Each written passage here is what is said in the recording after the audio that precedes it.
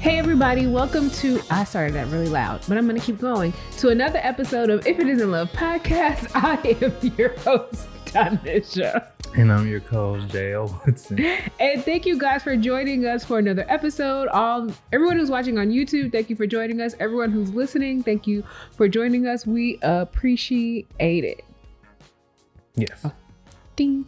Before we get started, make sure that you're following us on social media so that you don't miss things. Although we gotta get so much better with posting on social media. Follow us on Instagram at If It Isn't Love Podcast, and on Twitter at If It Isn't Love PO1, and on Facebook If It Isn't Love Podcast. So that's what we got. We haven't gotten to TikTok. I'm trying to convince this one to get on to let me teach him TikTok dances. I can't dance. That's why I'm gonna teach you. Like, if it ain't structured dance, like it's gonna be structured. Salsa or the waltz, or even I even feel weird doing that whip nay shit back then. I'm not gonna make you whip or nay. I hope not. There'll be some other stuff. It looks like a whole body movement of just fat jiggling. Okay, anyway. You're such a weirdo. Okay. So we're going to get right into today's topic. It was actually a topic that we had planned a few weeks back, and then we started talking about all the other things, and we never got into it. I like conversations. I think that when we originally structured our podcast, of course, a lot of our topics about love and relationship, specifically topics that we actually have conversations about, privately, and then we bring them to this platform. Mm-hmm. And then we add a little pop culture, a little bit of current events, and sometimes the current events suck. And so we are very specific to steer away from what's happening in the real world. So I like to just talk about things that are important to us too, that may not be hot button topics of the day. So you get a little bit of everything with If It Isn't Love podcast. So today we're going to be talking about religion. From our perspective, it is a conversation that we've had privately, because I think it's really important when you are in a partnership that you understand the other's spiritual and religious background. And because oftentimes how our religious and spiritual beliefs influence our values, which influences how we see life, which influences what we believe and how we will direct things and how we'll live our life. And if you're not on the same accord or similar accord, then it could, I think, lead to a lot of issues within your relationship. Do I believe that it's possible for two people from very different religious backgrounds to flourish successfully? Yeah. But I also think that it sometimes people's religious beliefs specifically line up, how they should interact with their spouses in some way. And if you are on two different accords, like if you are a devout Pentecostal Christian and someone's Muslim, it may not may not be a good fit. It might not be a good fit, right? If both parties are super devout, but it might, right? I've never really had that interaction, because even a lot of people in my life who may be in different backgrounds, they're not necessarily, it's like, yes, this is my religious background, but it also doesn't stop me. It doesn't mean that I ascribe to every aspect of that background. But when I think about it not working, I always think about Jackson and April on Grey's Anatomy, because she's like this super Christian girl who like wanted to wait even before she got married to have sex, but then she lost her virginity to Jackson, like when she got drunk, and he's an atheist. And it was like the idea of an atheist and a super devout Christian, and they try to make it work over and over, and it just ended up dissolving, not working out, because it came down to a point where they talked about their different religious beliefs. And when they were thinking about how, if you haven't seen these episodes of Grey's Anatomy, these are years ago. Yeah. If they hadn't gotten to the point where, she was pregnant or she like had a miscarriage, and they were trying to like figure out like how do we pray through that, and he's like, I don't pray. He's like very like, so sometimes getting through really difficult times or deciding what you're going to do with your children when you bring how you want to raise them, and if they're built on different religious practices and spiritual practices that the other one doesn't agree with, or they don't believe in, and it's very different, then it can be issues. So we're just here to talk kind of about that. We, I think, have a pretty good understanding of where the other is in terms of their spiritual, religious beliefs and background. So we're going to share some of that with you guys. Do you want to go first? I can. Go ahead. Okay, so my religious background is, okay, so in the beginning. There was the word. Yeah. Basically, I started out Muslim. My mom used to take me to the mosque. I was in the Nation of Islam. He used to sell bean pies off the side of the freeway. Even though bean pies wasn't good. But like, yeah, I used to go to the mosque and everything like that. I was in pre-K at Muhammad University and stuff like that. And I mean, don't get me wrong, like I didn't know what was going on. I just knew like there were certain things you couldn't do. There, like women sat on one side, men sat on the other side. And I think towards the back, that's where like, I'm not sure, because I always sat with my mom. So I don't really, but I was always in my coloring book and stuff like that. So I don't really know what was really going on. I started learning Arabic and all that stuff, started learning the prayers in Arabic. And then one day we just stopped going. I know part of the reason why my mom explained it to me when I got older, but like my mom is, she is a firecracker, and when you try to disrupt the church or disrupt the mosque or any religion, they don't take too well to that. So yeah, it's a little different. But and then I can't say, my mom grew up Christian or Baptist because my grandmother, like they were forced to go to church. I would say later on, it started becoming much more of a spiritual belief than anything. Like I would go to Sesflage Church, but it wasn't like regular Christianity. It was like, non-denominational, very spiritual, metaphysical, stuff like that.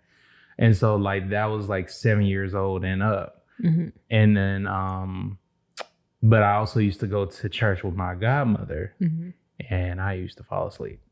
It wasn't because like it wasn't boring. It was like I'm a kid. I don't really like, this isn't necessarily stuff that that I know right now. Like you guys are living adult experiences and stuff like that. So, but yeah, still I would still go to Sesflage Church, which that kind of put a lot of things into perspective a little bit. Like it just wasn't a normal church for me. And there was a point in time where I stopped going to even just that, is because like, like my mom, she loves to talk, and she loves to talk about me.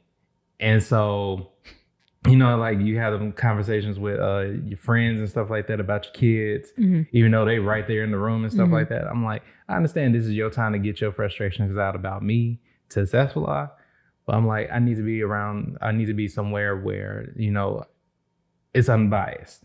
Or like, even though like Sesflage never treated me like that. But I would say that all the way up until, what was that? It was like 2008. Then I started going back to church. Like nobody knew me and everything like that. And then, I was trying out this Christianity thing. And even though that was later on, like I figured out like that was not necessarily the best way to approach anything, because it was for a relationship. And like I'm basically putting myself in an uncomfortable situation just because like of that relationship. And so now today, I don't know, I don't really claim a religion, but if I had to, it would be Baha'i. And so explain to people what Baha'i is. So Baha'i is basically a different spiritual walk where they, it's not Christianity, it's not Muslim, it's basically a combination of all different religions into one, but it's much more peaceful than anything. Like anytime I go to a fireside or something like that, which is almost like a gathering, like Sunday school or Bible study. Yeah. It's different. Yeah. Like it's not like, you know, everybody, some people think it's a cult and stuff like that. It's not a cult. It's like people gathering their spiritual beliefs and everything like that, and understanding that there is, you know, there's power in God, there's power in reading scripture, there's power in, you know, doing a lot of different things that for your spiritual self. Mm-hmm. But it's not the normal church where like you're learning a whole bunch of different ways to go to hell.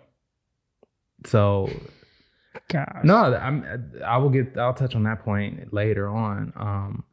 But it felt different. Like even going to like the Baha'i temple in is it Wilmette or Evanston? It's like close. It's Evanston. Evanston, yeah. Like even just walking in there is different. Yeah. And stuff like that. But whenever I go there or if I'm around people who are Baha'i, I don't ever feel like they are judging me if I don't speak in tongues. I don't feel like if I'm not over here walking across the pews and stuff like that, and, you know, and basically running laps around the church, I don't feel that judgment. So, yeah. You felt that at the other Christian church you went to? I always felt that. Like, or even people would come up to me and like, or they would actually say it on stage or something like that. Like, the gift of tongues needs to, I don't understand how you get it, but I'm like, honestly, no disrespect to anybody who is Christian. It sounds like a bunch of gibberish. And it's because like I don't understand it, and because nobody's up there, like there's no Rosetta Stone for speaking in tongues. So it's not like you're really giving me you're basically looking at me weird because I don't have the gift of tongues, or because I'm not shouting, and because I'm not, you know, laying out on the floor, and the usher has to basically bring a blanket just to cover me and stuff like that. I don't know if they do that for men. I know they do that for women because of like dresses and stuff. But I always felt out of place. Mm-hmm. Or I mean, I don't think you can go throughout life without having some sort of you know, some sort of mistake. Like even just the disparities on how churches treat women. Like, you know, like if you get pregnant, or like back in my mom's time when she was going to back in her day, I'm sure your mom was going to appreciate that. I mean, she says it sometimes too, but you know, if you got pregnant or something like that, it wasn't, you didn't, the male kid didn't get punished. He may have gotten talked to and stuff like that, but the girl is the one who basically had to live with the shame. Mm-hmm. And I felt like, I'm like, that's not right. Like it takes two, like, and that's technically a privilege that, you know, any guy has, especially dealing with the church and whatnot. But I'm like, yo, you can't necessarily pick out and choose the people who you are going to say like, oh no, you're going to hell. Mm-hmm. And I just feel like religion gets it wrong a lot of the times, like, especially when it comes to like Christianity and stuff like that, or just, I understand is like, for me, it's definitely man-made. Like, it's not something that, you know, that has been here like since the beginning. So it's not like, I never try to ridicule anybody for being a Christian. I never try to like talk them out of Christianity or anything like that, but they are always trying to talk me into it. I'm like, a Christian. I get it, but you don't basically try to force that on me. Mm-hmm. And it's not like I don't believe in God. It's not, I don't believe Jesus was here and he didn't do miraculous and amazing things. I do think that he did a very symbolic thing by dying on the cross for people's sins. I just think how man has used that throughout time has basically been very destructive. Mm-hmm. But I think like our relationship works because of the fact, you don't force that on me. I also don't go to church.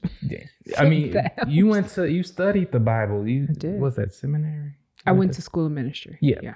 So you did all that stuff. You understand the Bible a lot more than I do. I mean, from what I heard, it's a great book. I read a couple of chapters. Great book. New York Times best-selling. Probably list. is. The Bible. The Bible. But I just think when it comes to us, like I like the fact that you don't try to basically degrade me or downplay me because I don't speak in tongues or because like if I forget to pray one day or something like that. Or but you don't. And I think in our relationship, you're a lot more active in terms of praying and at least outwardly, right? Yeah. Like I know I pray, but I think you always like make sure like we pray before we eat, and you have your time that you set aside to like be reflective and to pray and stuff like that. Very consciously make an effort to make a connection to God. I try. I mean, I think for the most part, it's like I said, it's religion that I have an issue with. Right. It's not God that I have an issue with. Right. As like so much. Like as far as me praying and everything like that, yeah, like I do believe like there's power in the spoken word. There's power in like speaking life into your partner. Mm-hmm. I do believe that, if you want something to manifest or the universe to bring it towards you and everything like that, like you pray for it, you intend for it and stuff like that. And so like even like every now and then I look around this house and I'm like, thank you, God. Mm-hmm. Or like if I pray for our relationship, like especially when you go out, because like the world is like crazy as hell. I'm like, God, do something, help. But SOS, Lord. Right. But I just think, I like, of course I may miss a prayer or something like that, or there are times where like I do feel bad because like I don't talk to God as much mm-hmm. as I probably should. Mm-hmm. Or it always feels like I'm only asking for something when I need it. Right. But for the most part, I like sometimes I just talk to him just to say thank you. Right. That's it. But yeah, I mean, all of that makes sense. I think for me, my religious and spiritual background growing up, we were CNE Christians, and actually more E. So those of you who are not familiar, a CNE Christian is a Christmas and Easter Christian, and we really did not go to church on Christmas, but we did go on Easter sometimes, and we celebrated. What was interesting? I think about all the religious or Christian-based holidays that we celebrated without any recognition really of God in it, right? Even though Christmas is actually a pagan holiday that we have adapted as Christians into our world as a celebration of the life of Jesus Christ, even though Jesus was born in the time of the harvest. If you read the Bible, Jesus was born in the time of the harvest, meaning more than likely Jesus was born around September, October, considering the part of the world he lived on, all that. But with all that aside, it was always interesting. Like we did the whole thing. We got dressed up for Easter. We prayed, but it was like, God is great. God is good. Let us thank him for our food. Amen. Like that. Sometimes it's so funny because even if I pray for my food by myself, I'll say whatever prayer I need to say. And at the end, I still do that prayer. So it's always funny. Mm-hmm. And then probably sometime around the time I was, I want to say I was like 11. And my sister had moved to Daytona Beach when she was 17 and I was like 7. So a few years later, I went to go visit her. So let me take it back, I was 12. Mm-hmm. And I went to church to visit my sister. I went to Florida to visit my sister for the summer, and she was like super into church. Like she went all the time. Her and my god sister, like they went to church, and the church they went to, when I tell you there was a service every day. So then that summer that I was there, I ended up, the only days that there was not service, no lie, or that there was not an activity that was prescribed by the church was Monday, I think. Because Okay, for sure Wednesday we had Bible study.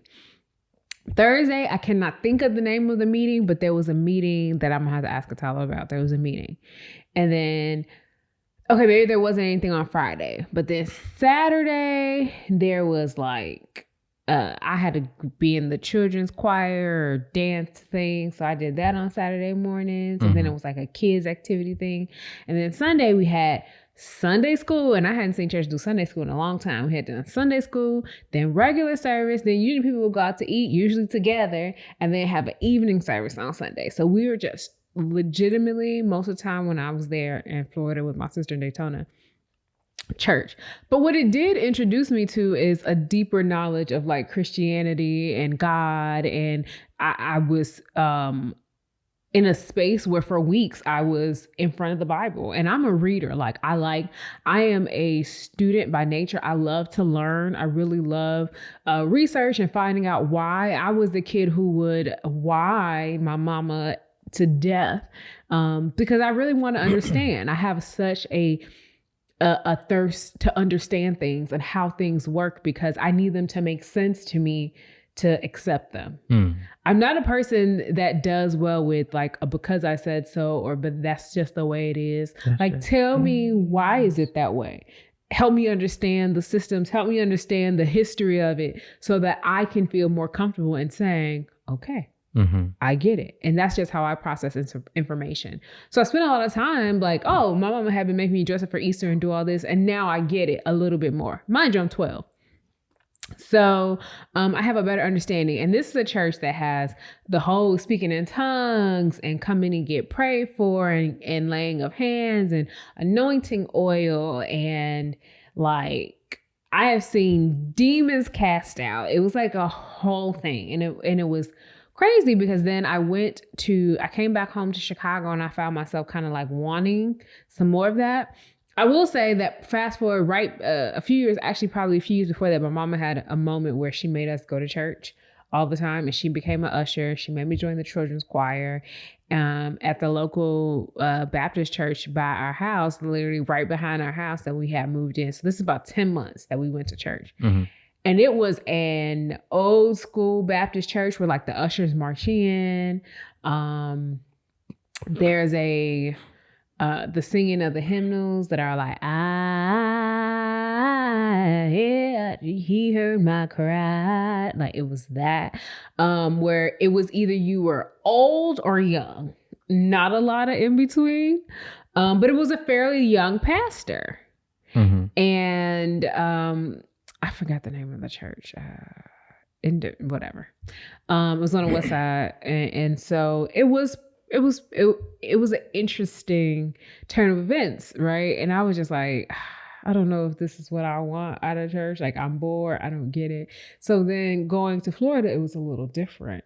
Having something that was a little more, it was an evangelical church. So it was a little bit that kind of like the dynamics of God and tapping into spirit and having and really about interacting with the Holy Spirit and allowing him to be within you and all that kind of stuff. So that was different. And so I came back home and I didn't really go to church. And I know I had a few friends growing up where like I went to church with them on occasion, like if I was at their house overnight, but it wasn't a priority in my house. And then my sister moved back home when I was graduating from 8th grade. So I was 14. So she moved back to Chicago. And then when I was like 16, and my god sister moved back here too. So then I was 16 or there, because I'm not in Chicago now. When I was 16, we started going to this church called Truth and Deliverance International. It's now International Ministries or whatever, but it's a church on the west side. And that is when I really started getting active and like learning, and people would like not only did I have like Bibles, but like I would have like a concordance, which like teaches about like, it's like, okay, you see a word in the Bible and it's like, what does this mean? It gives you like the historical aspect of it. And I think that again, it started tapping into the learner in me and the desire to understand. And so that's when I found, really, I tell people, when I kind of found my first connection with God is when I really learned. And it started when I was in Florida, where I did a praise dance and I just made up. I mean, everyone knows me. I love to dance. And so I made up a dance And for me, connecting to God was that. And so I understand when people are like, you got to speak in tongues, you got to do a thing, you got to do a thing. But I really stand in the belief that God gives us gifts, and then God allows us to interact with him and how we worship in these ways. And I totally feel like dance is what God gave me to worship him and to also be able to have greater connection. So when I was dancing on the dance ministry at that church, it was everything. I came to the rehearsals, even though I was still in high school, and I had like crazy things happening to me in terms of my upbringing in high school, but it was just, I loved it. And so I studied a lot more. And then I went on to college, and, I had my freshman year. So that was that. I was still going to church. I did go to Mount Zion in Nashville. Everybody likes to call it Club Zion, whatever. But the one thing I appreciate the most about Mount Zion is Mount Zion really gave me a lot of my foundation. I know, I've been talking about reading a lot and learning a lot. Mount Zion really gave me the system that I needed to learn the Bible. Mm-hmm. Because Bishop Walker is a scholar. Mm-hmm. So approaching, for me, right? Approaching the Bible from a scholarly perspective helped. So he's the first person that I ever saw who read the Bible, right? Because the church when I went to in Chicago, as much as I loved it, I liked the dancing and I didn't pay attention as much during the service, right? Because I was like, I read on my own, whatever. And what Bishop Walker did for me was really say, this is what the word says, but let's take it back to when it was said and what that means for the time. So it is when I really learned that you cannot take the Bible like, you can't read it like a book you'd read front to back. That's not how it works, which is why there are so many different ways to read the Bible. And a lot of people, most people, if you try to start the Bible reading at Genesis, most people don't make it through from that point, right? Especially when you're a new Christian, right? Starting in the New Testament, reading the first four, reading the Gospels first and going through, and it helps. So especially when we're taking things from the Old Testament, he would break it down like, this is why this needed to happen. This is why, and this is what God was trying to show the people. And this, if you look here, if this is in the New Testament, it's referencing this in the Old Testament. And so for me, it was like all the like connected, like clink, clink, clink, clink, clink. So I was like, oh, okay. It's like treasure hunting for you. Yes. So it was really good for me. And then that's when I got really involved in the church. And so I actually became one of the college ministry was super helpful. So it was just like, how can I be in college and still be a Christian? And, we want to do all that. And not to say we ain't do all the college stuff still, right? We was drinking and whatever. And doing the juke slide. Right. But I was still, but it made it so that it really made that, for me, I was in a space that wasn't like, if you listen to secular music, you're not going to hell.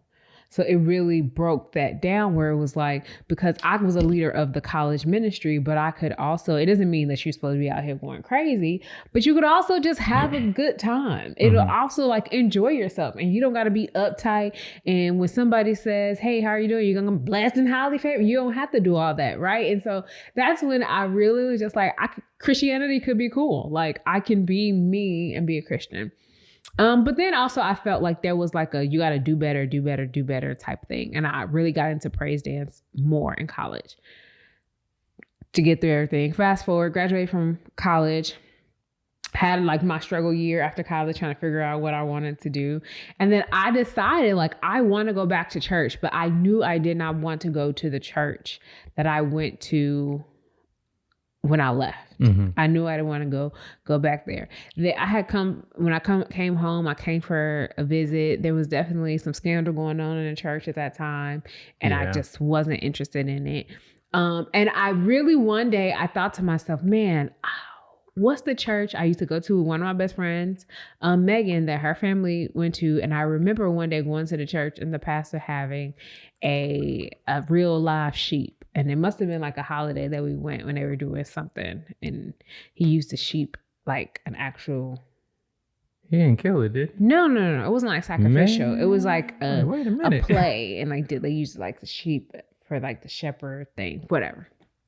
Was it the church in Dyer, Indiana? Or no. Because there's a church out there where the guy does this massive production. No, this is in Chicago. So I asked her, like, what church did you go to growing up? So she told me we went to New Life And so this is when I learned about New Life. So a lot of times if you're Black and you're in Chicago and you hear about New Life, you think Pastor Hannah. You don't realize that Pastor Choco, Pastor Wilfredo de Jesus, is actually the founding pastor of New Life Covenant Church.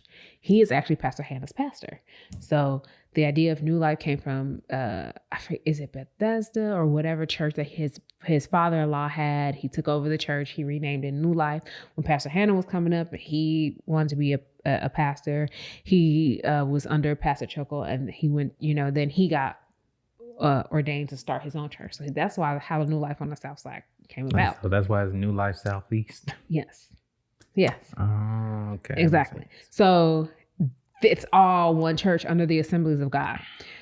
So what I really loved, again, coming to that church is that it really helped me flow from the same kind of level of learning in terms of how the sermon was broken down. And it was like, hey, you learn. It was about learning. It was a really mixed race church, but predominantly Puerto Rican, Latino. It was in Humboldt Park. It was a lot of people. It was a lot of activities to be able to do. I could be on the praise dance team. They had a lot of, like, when I joined, I ended up joining the church, and then there was like classes you could go to, like new members class. So I went to my new members class. Then they have like a whole presentation. You get like, these are our new members. And it's like a few weeks you go to new members classes right before service. And then you can have like, there's these women's classes. And then I went to retreats, and I really got closer to God.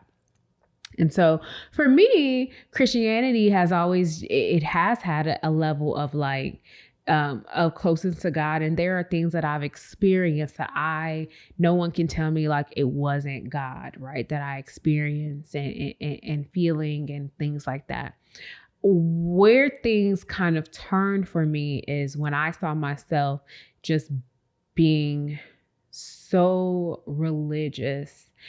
I had lost that connection to want to learn and love people. And I think that people forget, and if we're Christians, we're called to love people, right, where they are. And I'm not gonna lie, there were just so many rules that I felt like did not line up with actually what the Bible said. And so what changed all that is when I went to School of Ministry through my church, which is through the Berean School of Ministry.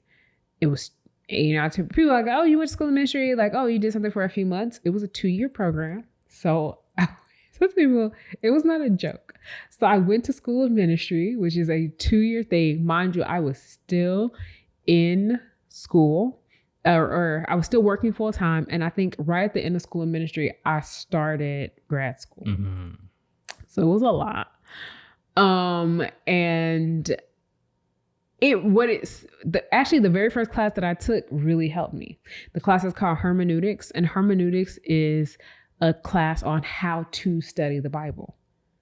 So it taught me all the things that I would see Bishop Walker do and Pastor Choco do in terms of really reading the Bible and then saying, okay, what is the historical context in this? And why was this said? And what does this mean? Like, oh, if the book is, if it's saying like women should cover their head, but like, why were things like that at that time? From a historical context, what does that mean? Because a lot of times people want to say, well, the Bible says this, and then you try to flash forward and apply it 2,000 years later, and it doesn't make sense because societally, it doesn't make sense. But to say that tradition is like this tradition that we acknowledge and honor. And so how that would fit in with today, which a lot of churches don't teach that. And so what that really taught me was it gave me really the key to being able to read the Bible myself and study the Bible. And it made me more curious. But then I started going farther than what they were teaching. And I started learning about like the canonization of the Bible, which a lot of people don't understand. The Bible is 66 books that we see, but it was actually originally, I want to say 112.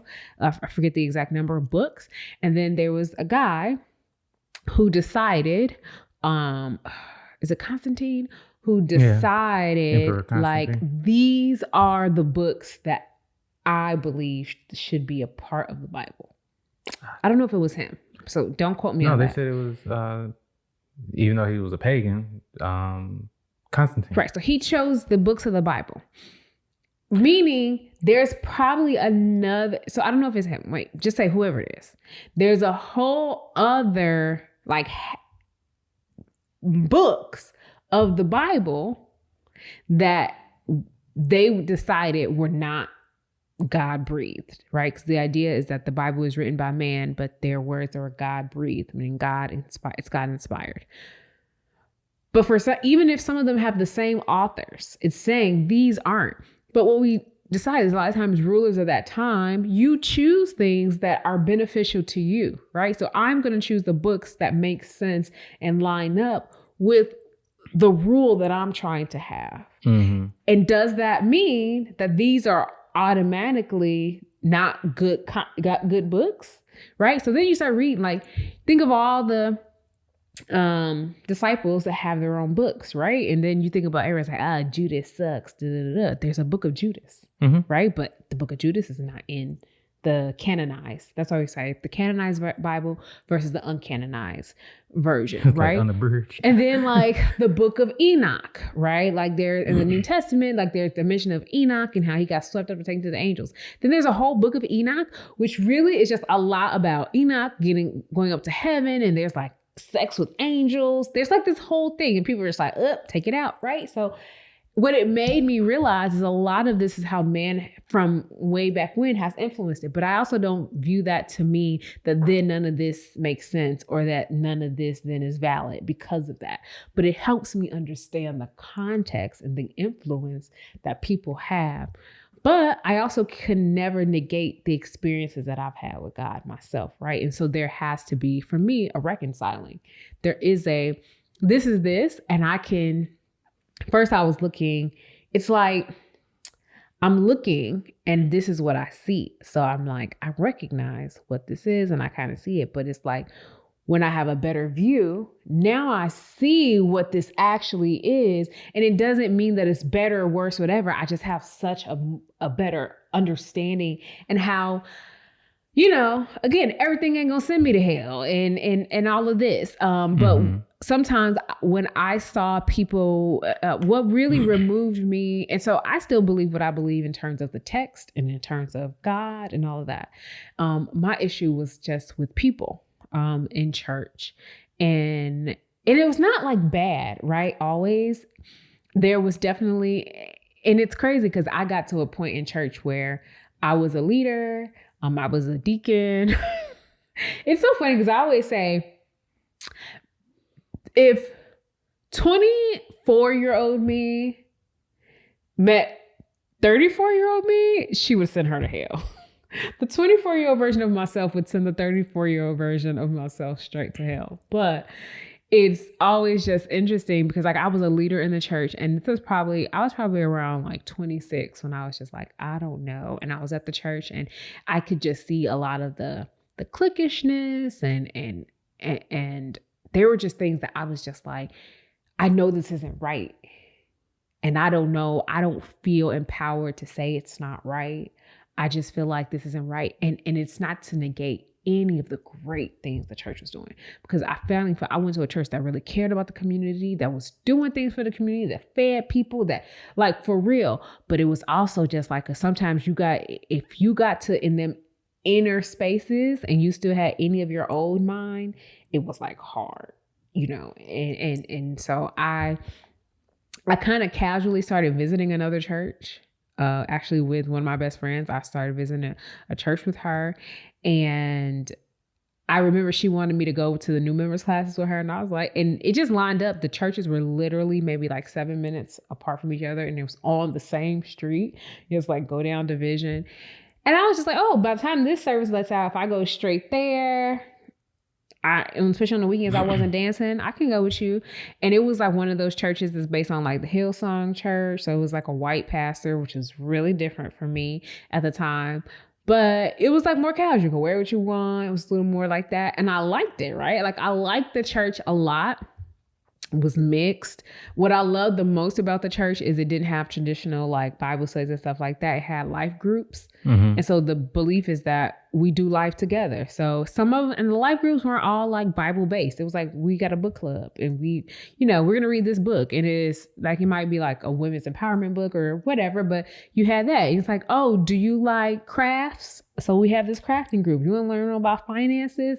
And like, it was just so much more to me. What if I were ever to go back to church, it would be more like that, where yes, we can have time for worship, we can have sermon, but really we learn how to navigate life and use our belief systems to. I really feel like the church should be about helping people prosper in very realistic, tangible ways.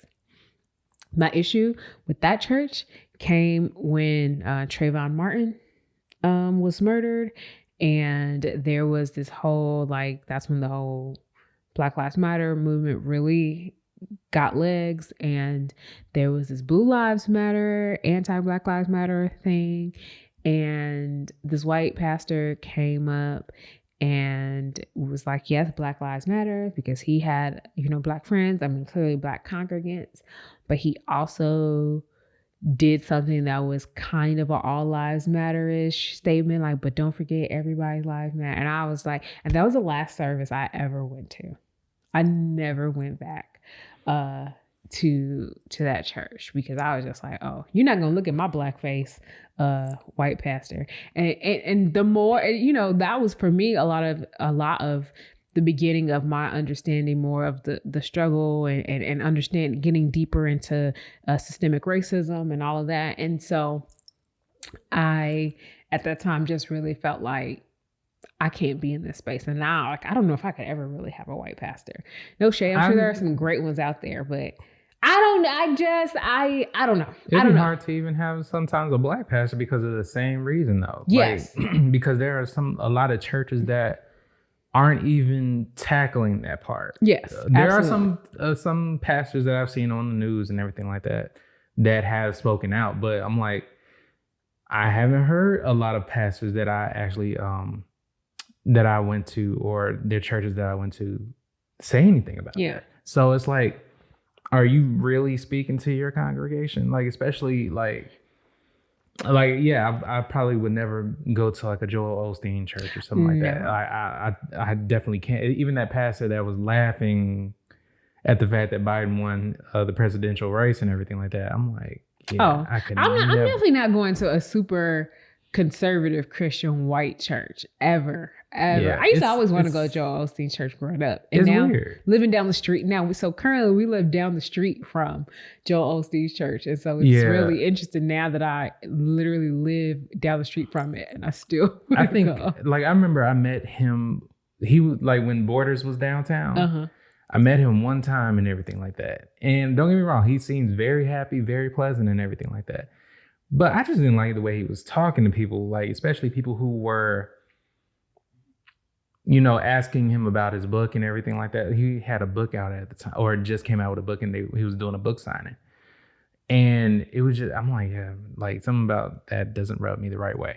But I think when it comes to, like, don't get me wrong, there have been churches that I've gone to that are, because of the pastor, I enjoyed it because of how they spoke and how they, spoke to me and everything like that. Like, I've met Bishop Walker. Like, when you say he's a scholar, like, I truly believe that, because like there was a time that I was going through something and like I had just came out of it, and it felt like a sign, because like I saw him in Fisk Library, like, and I walked to him, like, how like when people walk up to Dr. Collins and was just able to just sit down and stuff, I was able to walk up to him and everything like that, say hey. He was very nice, very welcoming and everything like that.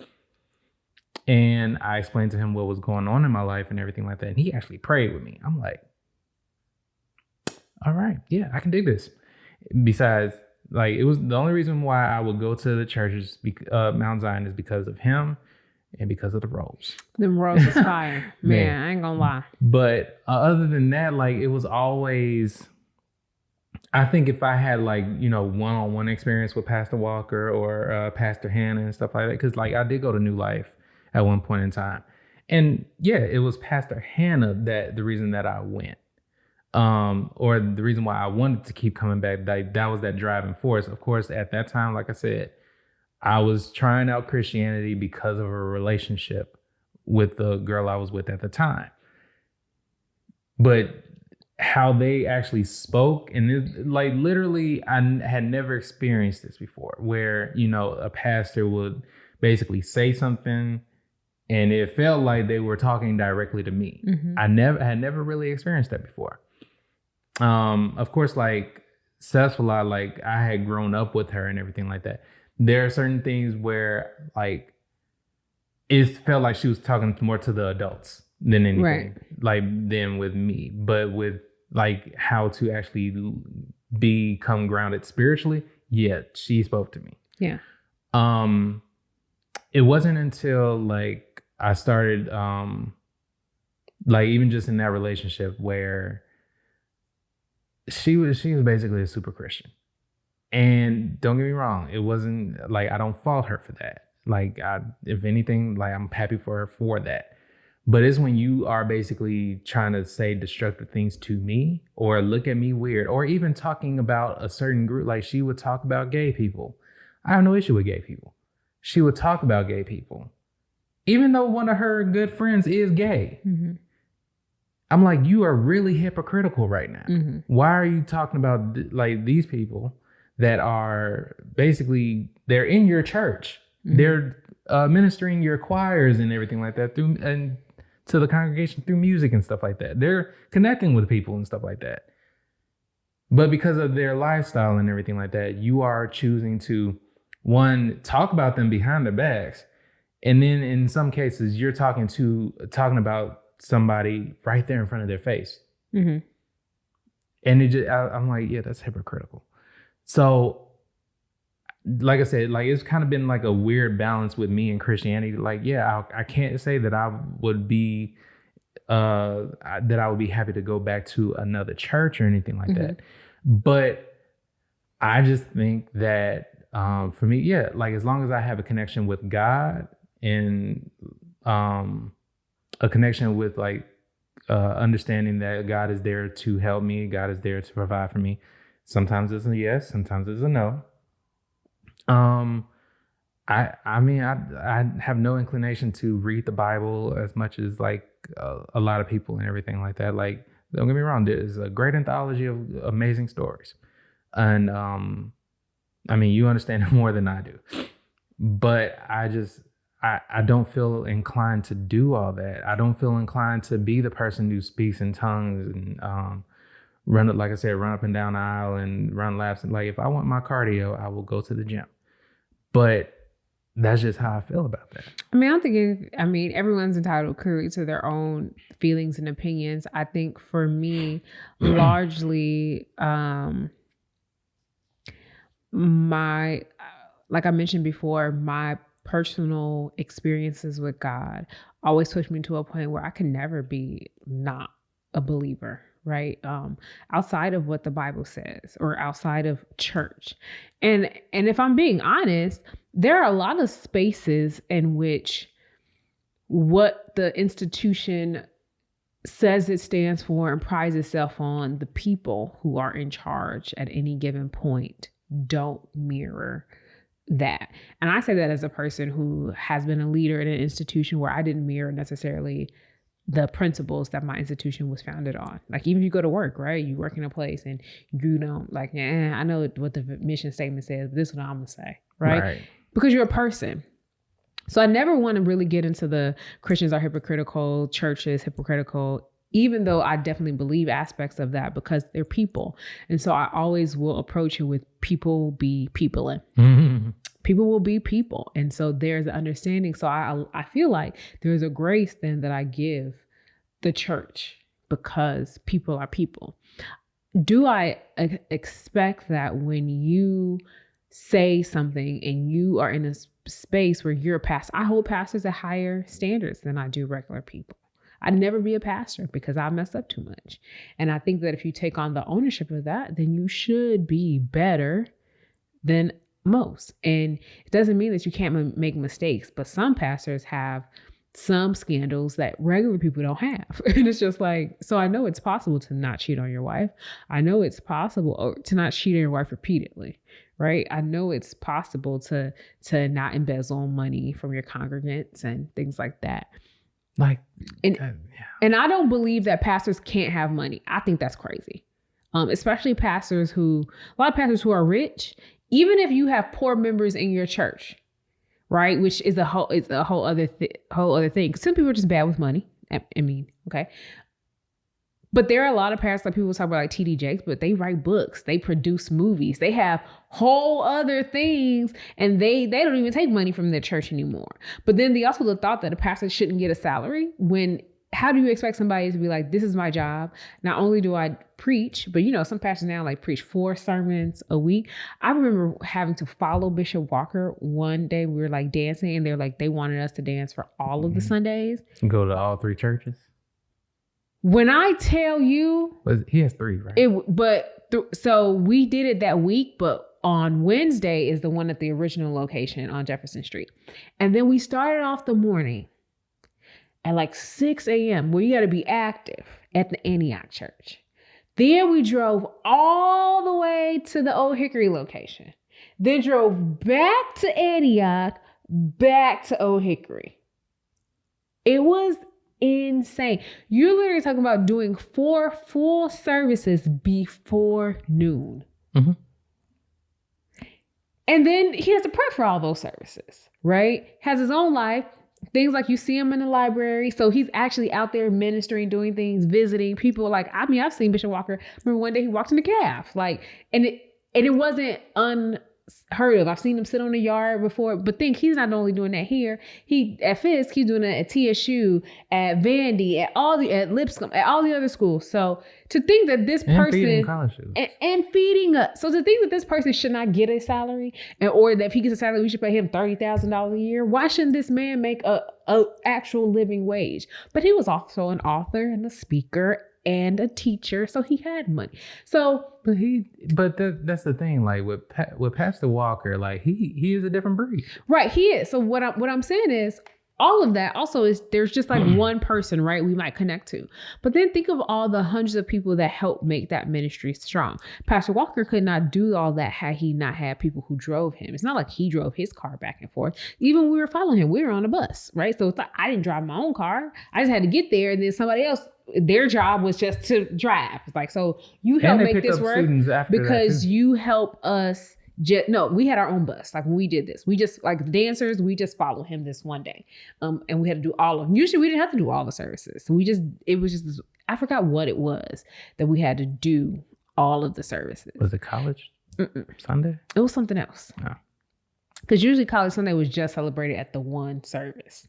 Right. But so this was, I forget what it was, right? This is over 10 years ago. I don't know. But I do remember just the traveling, right? We having our own bus. And then the timing of when you have to leave. So knowing that in the beginning when we're there, like he's not there yet. So he's literally having like a few minutes before. That's why he walked in. Because he'd be finishing up a service.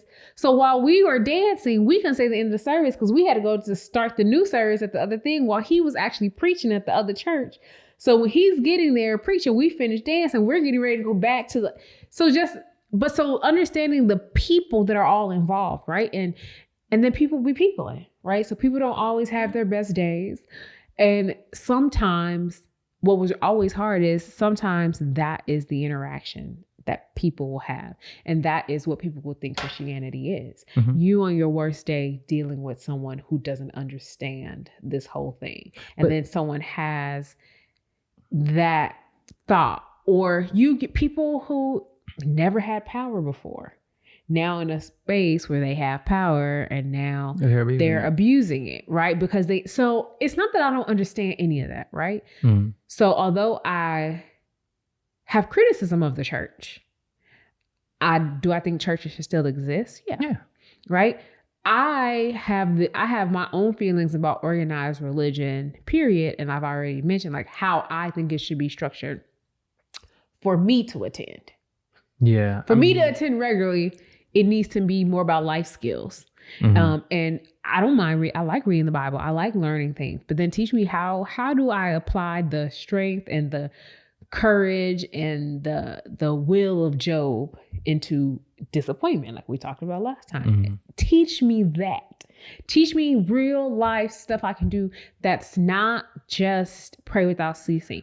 People encourage me to go to therapy, like all that kind of stuff. That and I've transitioned since, and although I I don't know if I call myself, okay, I know I started off saying I'm a Christian. Mhm. I definitely have a strong Christian foundation, clearly. And so do I believe in God? Do I believe in Jesus and Jesus, the Son of God? Yep.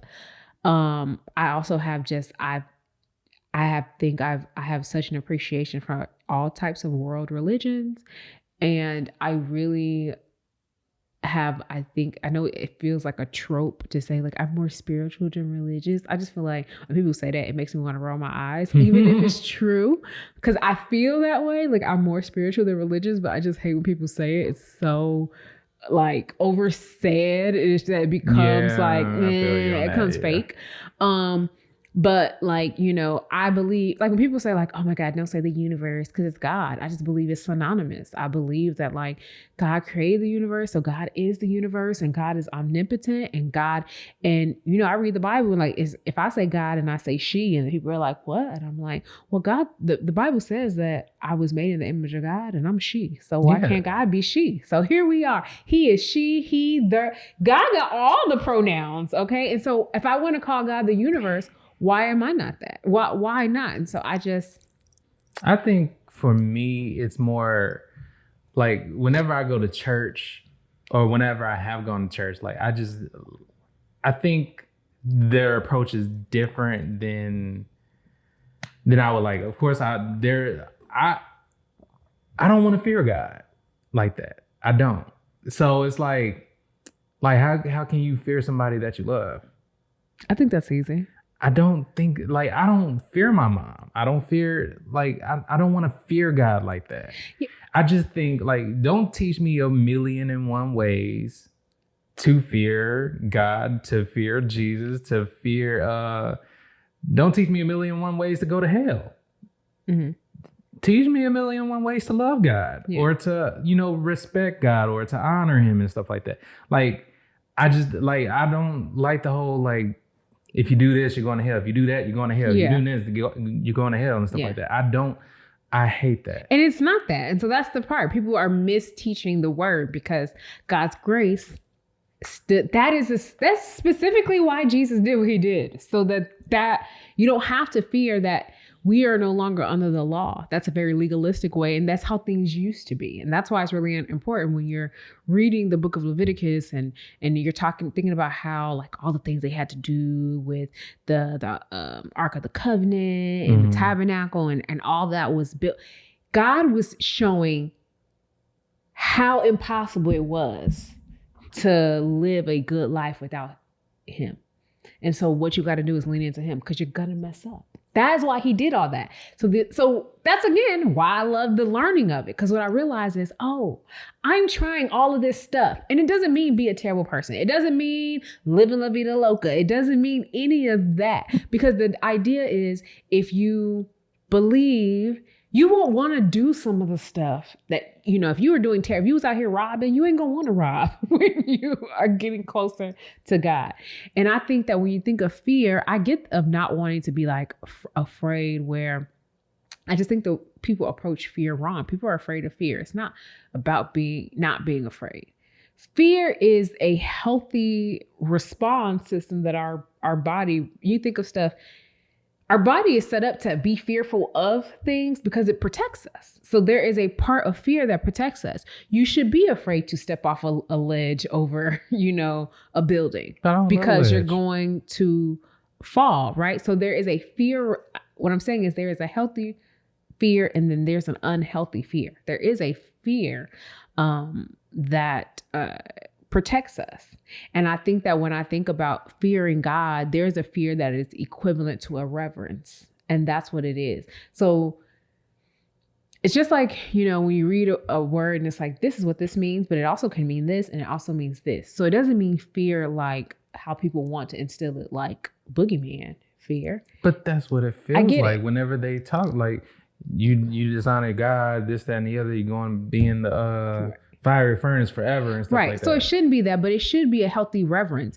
And in a healthy parental relationship, the fear that you have for a parent in a healthy way, and not in a I'm gonna get my ass whooped, but in a I don't want to disappoint you because I know the effort. And so I fear disappointing you. I fear dishonoring you, not because you're going to kill me, right? And so I do think that how it's been positioned to you is incorrect, but there should be I was telling in a training I did on Friday where sometimes I would want to do stuff and my mama might say something like, I'll knock your teeth out. My mama's never, ever, ever, ever, ever knocked my teeth out. But mama didn't have to threaten me. I tell people I didn't get a lot of whoopings because my mama would say stuff like, I'm disappointed. And I did not want her to be disappointed in me, especially my auntie. My auntie, I'd be like, please just hit me. Don't be disappointed in me. But it was that fear. It was not because I was afraid of them. It's not because I didn't receive love from them, but having that fear of their disappointment or that I could do something that would, even though it's like mom would never think less of me, the thought that I could potentially influence, and that's me as a kid not understanding how her love really worked. And that's how I think our position with God is, not really understanding that the worst of us, God loves. God loves Donald Trump, right? Something that we could not comprehend, but because you're God is that kind of love. God is that kind of thing. So being in a place where I could be the most terrible and he would still love me, but not really grasping that because we see things as if you do this, then you're bad. And so I have an understanding of I can only fit it into the way my brain will work. And God don't operate that way. God's like, your brain, girl, please, okay? Your brain is nothing in comparison to. So there is a knowledge of that I have that, as crazy as it sounds, is comforting. That I don't have to make my head explode trying to figure out why God loves me, right? But in terms of that fear, there is a reverence that I have, that there is people are like, oh, God knows, like, I don't, dang, God gonna see me do that, right? And it's that fear. It's not that, it shouldn't be that I'm gonna go to hell or whatever. And again, because if people read, it don't work like that. Even at the end of the days, even if God comes and there's the up where everybody gets taken up, there is time for people who got left behind to still get to heaven. So it don't work again. And it's in the Bible. You just got to read it. It doesn't, that you die and go to hell. It doesn't work that way. Like if you think about the afterlife in that way, it doesn't work that way. So I think that there is like a healthy fear, even in a very super loving relationship. I even think in romantic relationships, I'm not afraid of you. Right? But I don't want to disappoint you. I don't want to hurt you. So that there's a fear in the interaction that my actions could cause some kind of reaction or emotion or whatever from you. Sorry, I'm not trying to, I'm a hand talker. I'm a hand talker. Don't be afraid. So I just think that it is it's the interpretation of the word, right? And like, yeah, I'm not afraid of God like he's Chucky, but there is a father that I respect and a father that I want to keep loving me. And no matter how much he tells me, I'll never not love you. It's always I still want to make sure. He's like, you could do nothing and I will love you. You could burn it down and I will love you. Stop. But I'm a person, right? And my brain can only process so much because that's how we interact with people also. And God's just constantly trying to teach us to love people the way he loves. And it's like, but they did this. And he's like, so look what you did. And you're like, okay, but what I mean was, stop trying to deflect. First of all, Lord, don't deflect. Look, see, you learned something. Look at you. Don't deflect, Lord. And he's like, no, don't play with me. Right. So I really think that that's how it really influences my thoughts behind, religion. And I always think that when I'm thinking how I want to raise kids, mm-hmm. I don't know if they'll ever actually go to a church with me.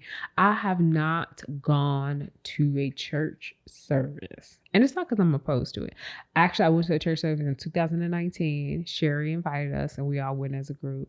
We went to church. So I'm not opposed to going to church. I enjoy church. I have not. I don't think I was going to New Life Southeast fairly regularly before I moved here. And then once I moved to Houston, I stopped going to church. I've been to church one time since I moved to Houston. And I'm okay with that. But it's sometimes so weird because I remember like every Sunday was like getting up, going to church. By this time on a Sunday, I would be, probably having lunch or just finishing the last service I went to or whatever. And now that's just not a part of my life. And so initially it was really weird. It's not anymore. Probably going to church would be weird. I think for me, like I go to spiritual church. I go to virtual church. Spiritual church. I go to virtual church, but like it doesn't necessarily even feel like church though. Like because like with Successful, I've grown up with everybody who's been in her church. Mm-hmm.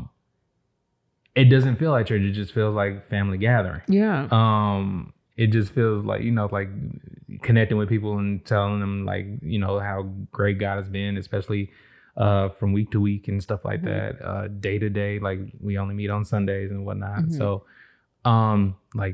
this week God did this.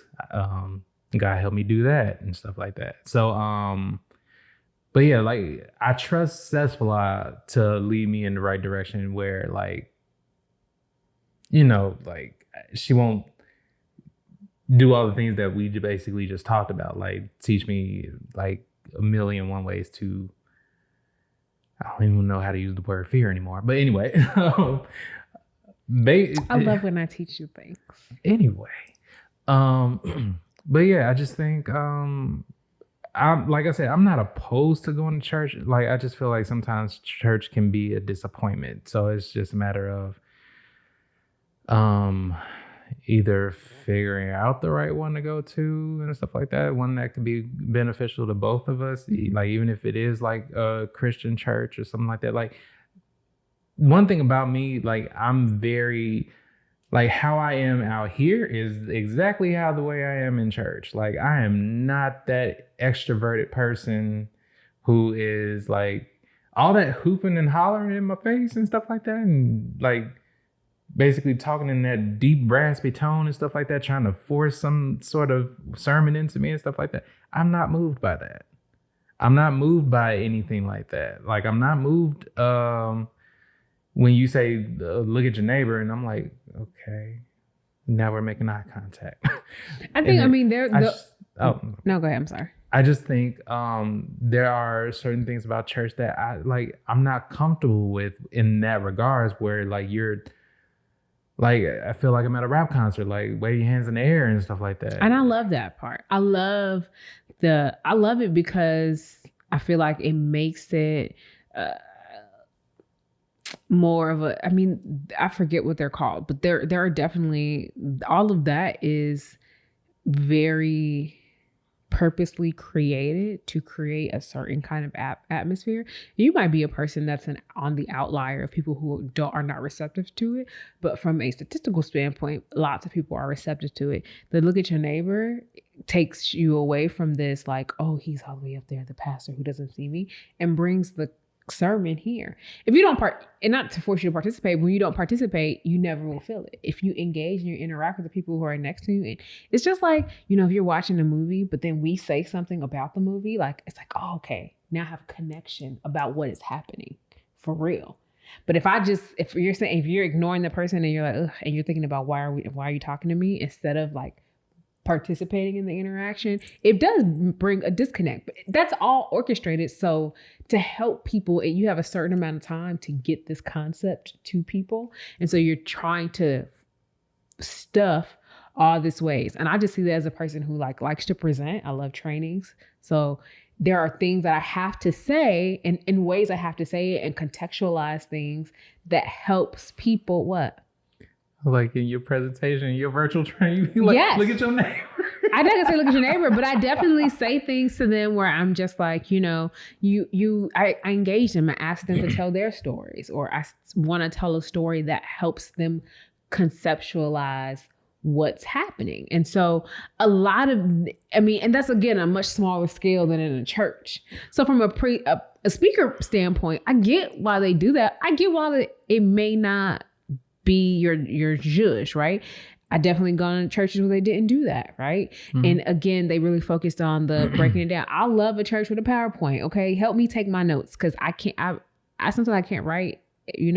So I love that aspect of it. I love churches that are in the 21st century that don't make people feel weird about having your phone out, because I use the Notes app. That's how I started using it. Or the Bible app. Or the Bible app, right? I like when people don't get on you about that. I like when it's like, why are we pretending like all this technology that's out here and available, we're not going to use it to help further the cause of the Lord? So I mean, am I saying I'll never go to church again? Nope, I'm not saying that. I am more of like, I would like to find a space that I feel is more in line with what I want to do. I will always be interested. I would always say if my kids ever decided they wanted to practice another religion, I would always be interested in like, like, hey, you go to this temple or whatever, like we can go try that out. I would like want to see what it was like. I can't say no to something I never tried. Now I ain't gonna go to like a Satan worshiping temple. That's what I'm like, okay, but I would like to imagine that no kid of mine would ever think that was okay. But if they wanted to be like, I want to go to the mosque, or I want to go to I'm really synagogue. Like, yeah, synagogue, which I mean, cool. I went to Jewish preschool. Okay. I know a little something about the Torah. So it's like, okay, cool. Like I'm open to that kind of thing. Or to like, maybe we'll decide like Baha'i is the way to go because they'll have exposure to all types of world religions that ultimately kind of share the same theme. And, my last point on it is, I remember Mr. McCoy would always have this conversation. He had this conversation with us one day, and he was just like, when you think about religion, maybe this was the World and Its People's class, and he would say, what is this? And we'd be like, oh, it's water. And he's like, no, it's not. And you're like, what? He's like, it's agua. And we were like, okay, yeah, water. In Spanish, he was like, no, it's not water, it's agua. And then he was like, that's how a lot of people would say, like, no, this is God. And then like, no, this is God. And it's like, because you call it something else doesn't mean that it's actually something different. So the God of Abraham is also the God of Muhammad. And we out here saying, oh, it's water. And people are fighting. Water, agua. It's the same thing. And you're calling the same thing. And you are fighting about what it's called instead of just praising and and appreciating and learning from your source. I added that part. I like that. Mic drop. Don't drop these. Anyway. So that was good. So I think, there's always that concept of that's what makes me really want to always learn more and to appreciate and then understand. Like we were watching the Tina Turner story last night, and she's talking about how the Buddhist chants got her. And I just believe that everybody is searching for a right. And when it comes to religion, especially when you're looking at religions that are not bent on harming other people, and they're just about reverencing God or whatever you call him, her, they, there is no wrong. And that's my humble opinion. And I know there are people of all kinds of religions that would disagree, and that's their right to disagree with me. I'm okay with that. I just know what I believe, and I believe that there's so much more to the story. And kind of like I said, knowing about like the canonization of the Bible and all that kind of stuff, it lets me know that a lot of questions that I have, that they're probably out there, right? Like, how is this? And how is this founded? And why does this make sense? And why is this? And like, would God empower these people and these people? And it's just like, yeah. See, when I get to a space where I feel myself trying to be God, to understand, I'm like, not my territory. I'm a mind the business that pay me. And God's business ain't the business that pay me. That ain't my business. How he decides, he or they, how she decides how to run her business, this earth, that ain't my concern. I just be asking my little pieces. Help me put my little pieces of the puzzle together, Lord. Just give me a winning lottery. Help me put these, you so silly. Help me put these pieces together, and I'm okay with not having all the answers. But, I'm more concerned with spiritual and religious organizations that help people to live and help people to combat systemic racism and help people combat poverty and help people have access to greater education and resources. I want churches help people live a better life overall, not just a spiritual life, but a physical life. Because it's like Maslow's hierarchy of needs. If I'm not feeling safe, if I don't feel fed, if I don't feel loved and protected, I can't, none of the other stuff matters. So help people meet even some of their most basic needs, I feel like is the role of the church. And I don't think it has to be the church, but I think that the church is the place to start. Yeah. So that's my thoughts. Anything else? No, I'm good. This was a good conversation. Yeah. Yeah, this was good. Thank you guys again for joining us for another episode of If It Isn't Love podcast. Again, you can contact us on Instagram and Facebook at If It Isn't Love podcast, and Twitter If It Isn't Love PO1. And you can send us any of your questions, comments, thoughts to If It Isn't Love podcast at gmail.com. Give us questions, give us topics. I want to do a question episode. We need people to give us more questions. You can drop in the DMs too. That's fine. Any questions you have about us, relationship, blah, blah, blah, so that we can discuss it. Until next week, bye. It's all because of